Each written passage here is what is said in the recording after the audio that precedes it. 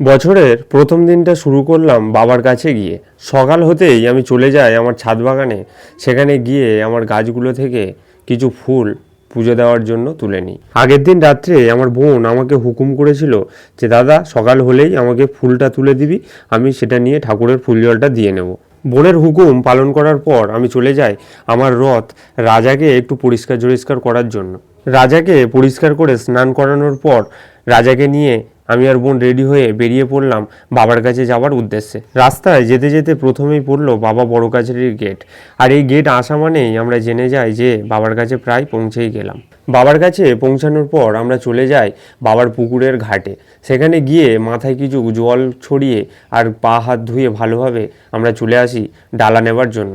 দোকান থেকে আমাদের পছন্দ মতো কিছু প্রসাদী আমরা কিনে নিই পূজা দেওয়ার জন্য।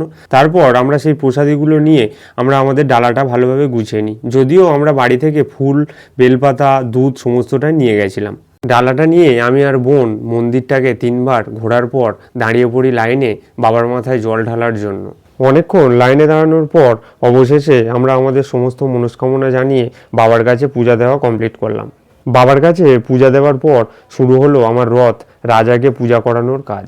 বছরের এই প্রথম দিনটাতে আমি রাজাকে নিয়ে যাই বাবার কাছে এবং তারপর ওকে পূজা করিয়ে নিয়ে আসি। আর বছরের এই প্রথম দিনটাতেই আমি রাজাকে আমার করে এনেছিলাম।